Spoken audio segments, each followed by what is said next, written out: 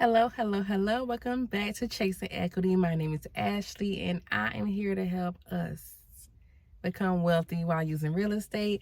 I'm so excited to give you all my 1 month update of being a real estate agent. And you guys, it has been a month. Now, this is my 1 month update, but actually, I've had my license for about 7 weeks. So, real quick, I'm gonna give y'all my 7 week update, and then I'm gonna go back to my 1 month update, okay?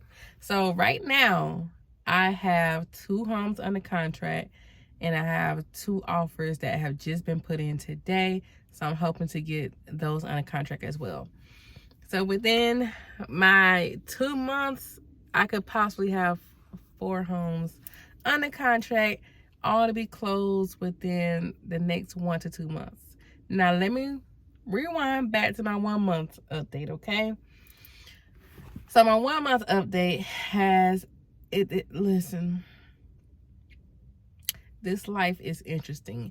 I'm enjoying it still, but I have learned so much through experiences already, okay? Like today I just came back from 2 showings and I am worn out. This life is very tiring when you have to do showings. Like, you think you just get in your car, you show a house, and you go home. No. This is an exhausting field, but it's so fulfilling. So let me go back to the beginning of my 1 month update. So I've learned so much my first few weeks. I learned that there are people that will waste your time to the fullest, okay? I mean, completely waste your time. So, with my brokerage, I do get Zillow leads, and let me tell you right now, all leads are not quality leads, okay? Majority of them leads are probably gonna be some BS leads, and you'll find some good leads in between, okay? I didn't know that. Did not know that. Now, I've heard from other agents, you're supposed to weed out all of the BS and then get into your quality leads. But for my very first week of getting Zillow leads, I wanted to just answer, do tours, and learn, okay? And that is what I did.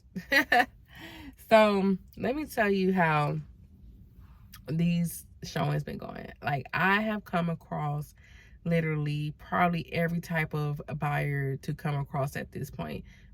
I'm probably gonna have some surprising ones coming up, but let me describe to you these different buyers, okay? One buyer you can have is one with a small budget but a big mind on what kind of house they can get. So they have a small budget and what they can afford, but they want a big dream of a house. They want the champagne on a Kool-Aid budget.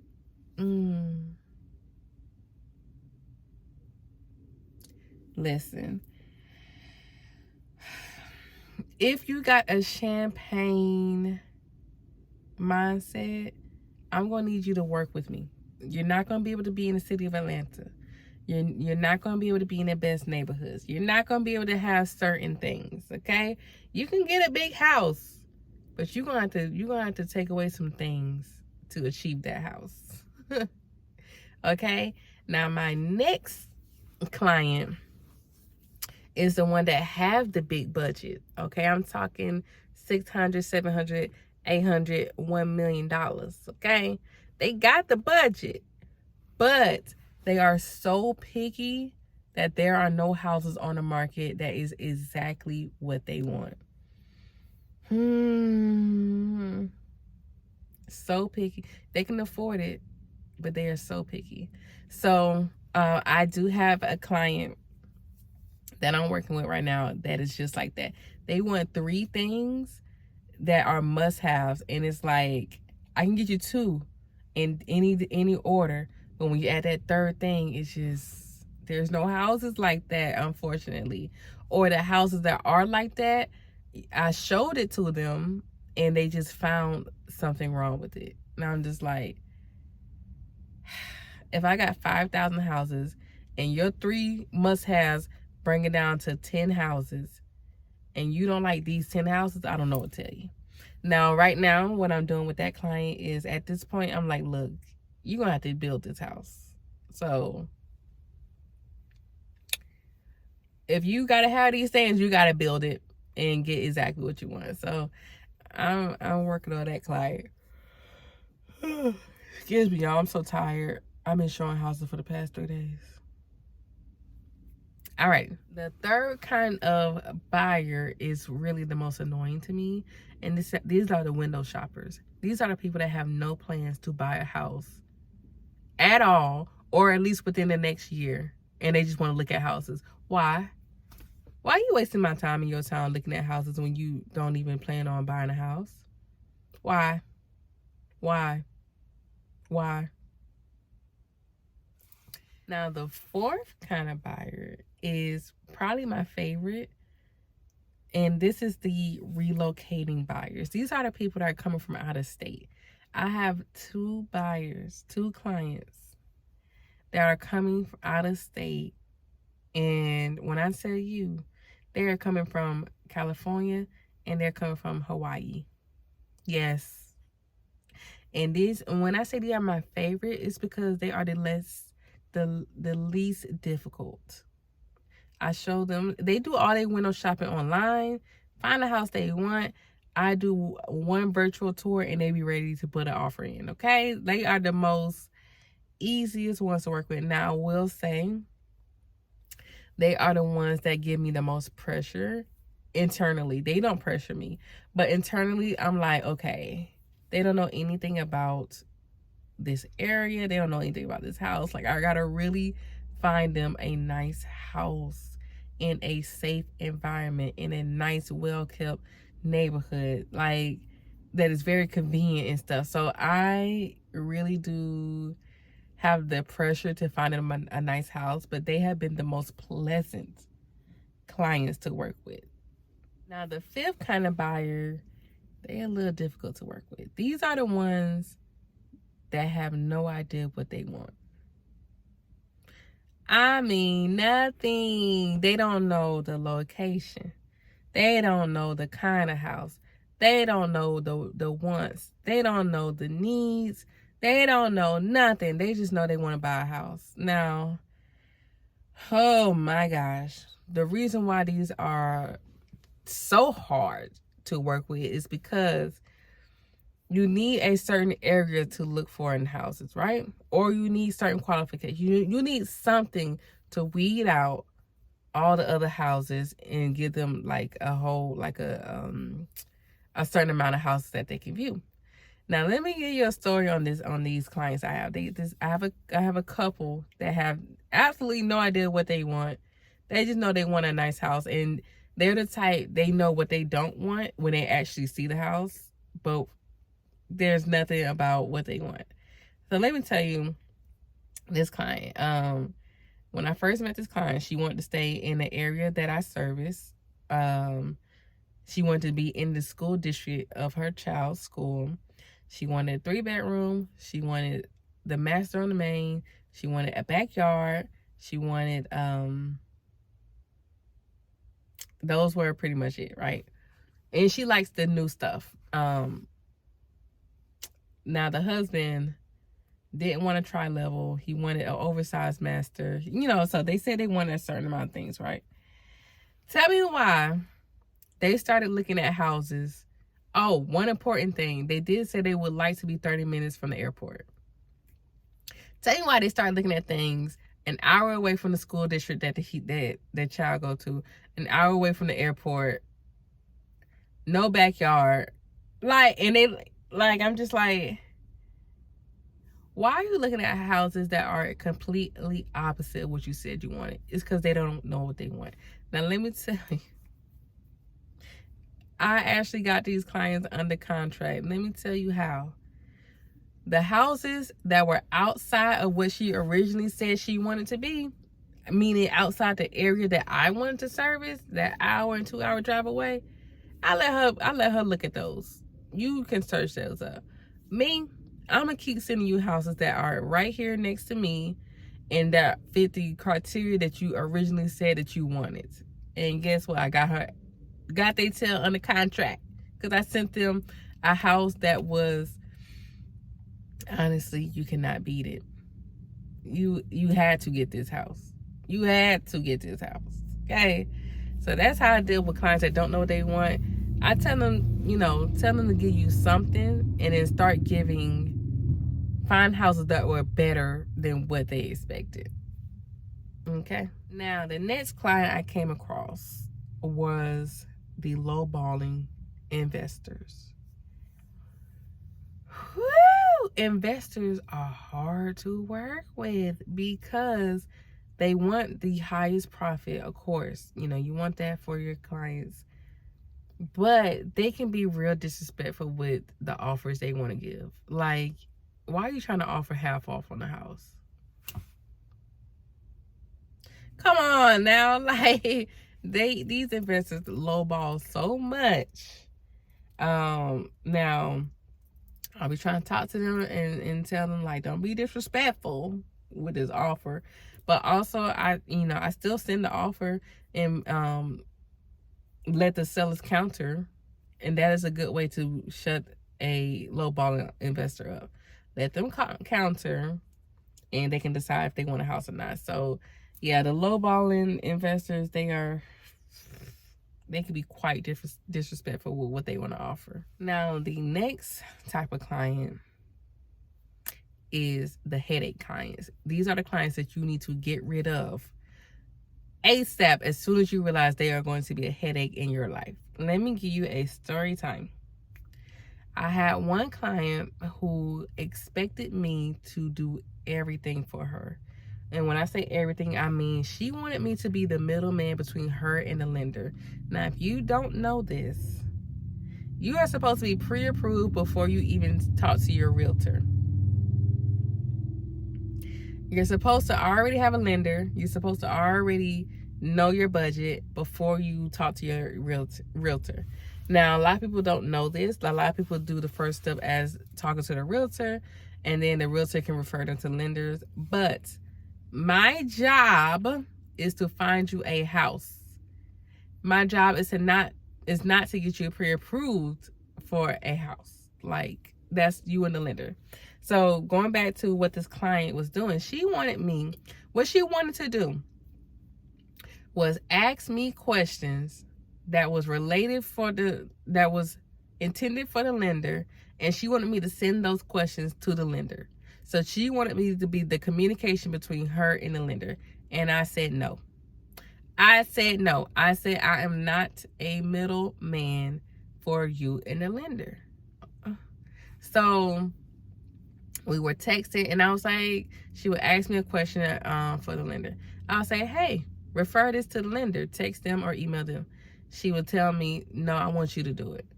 She would call me and say, I want you to do your job and ask these questions to the lender. That's your job. You're supposed to help me. My friend who doesn't have a license said, you're supposed to help me get a house. And I say, yes, I am supposed to help you get a house.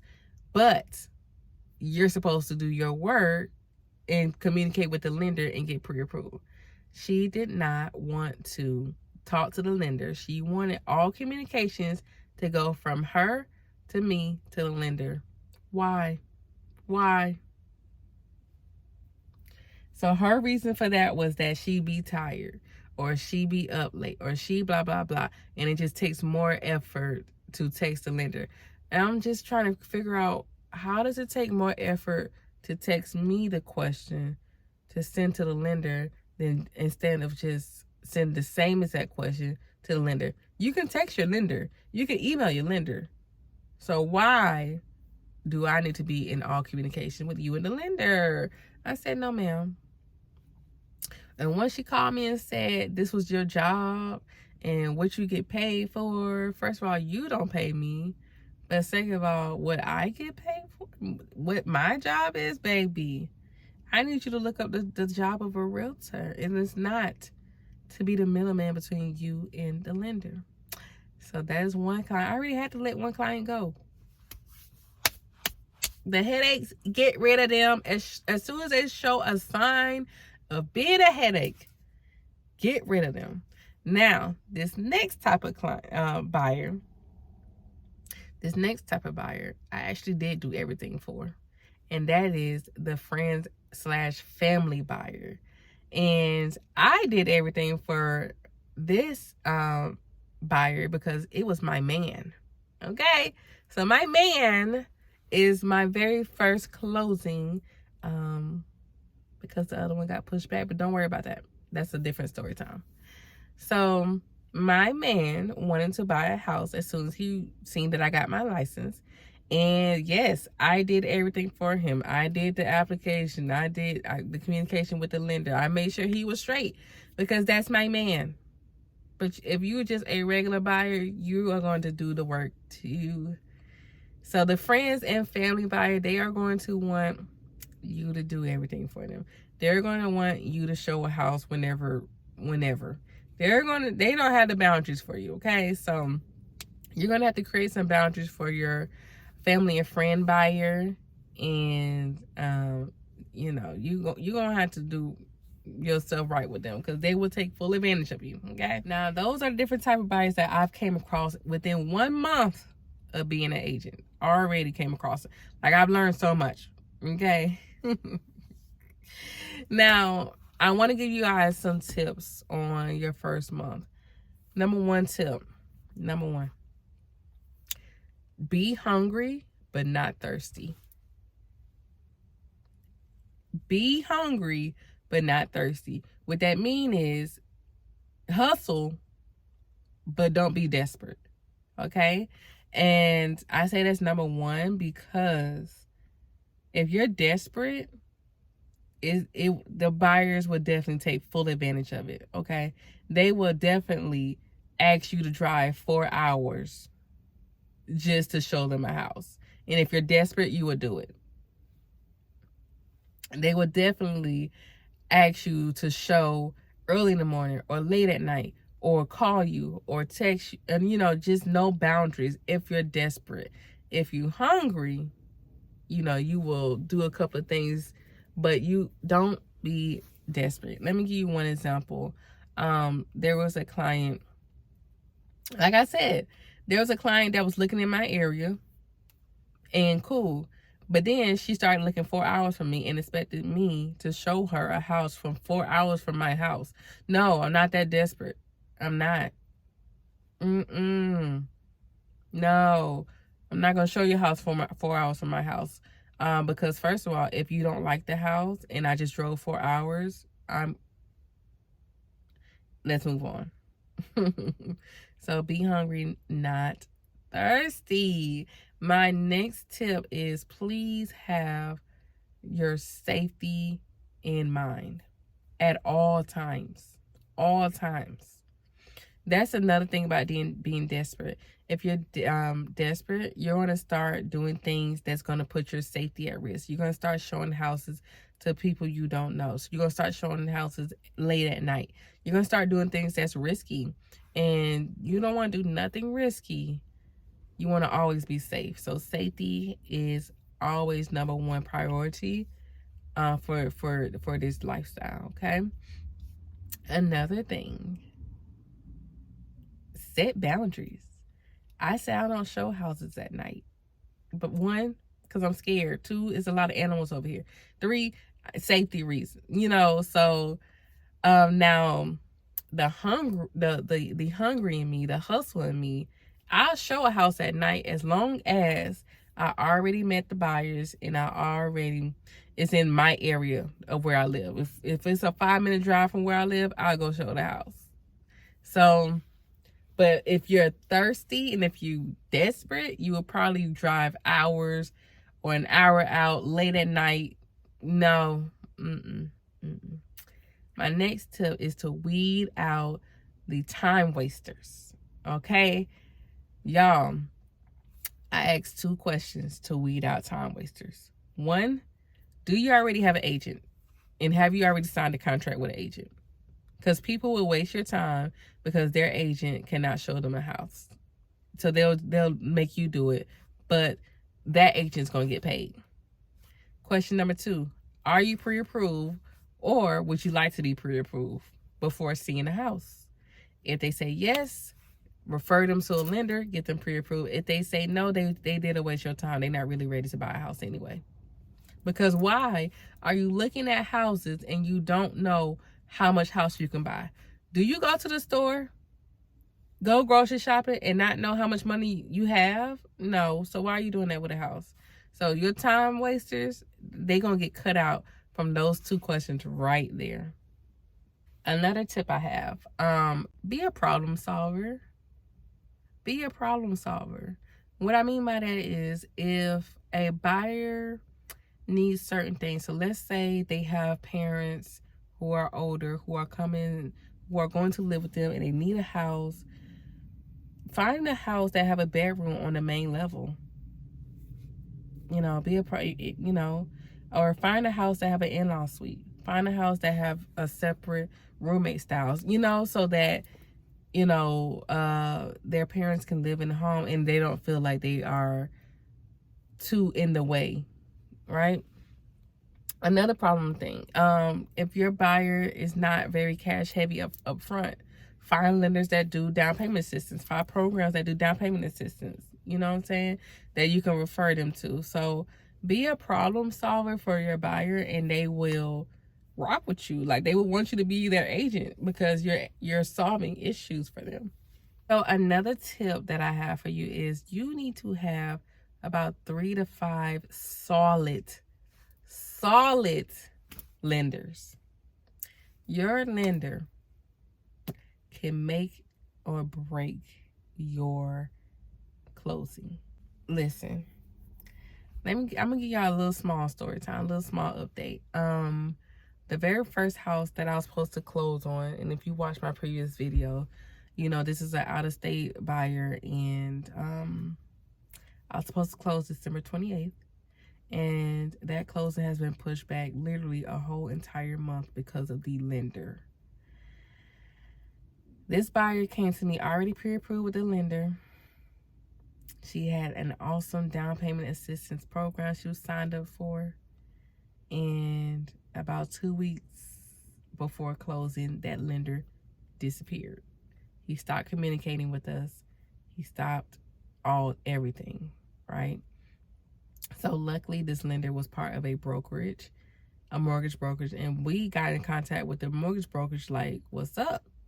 So I found out from another buyer that I referred another buyer to him because of the down payment assistance program.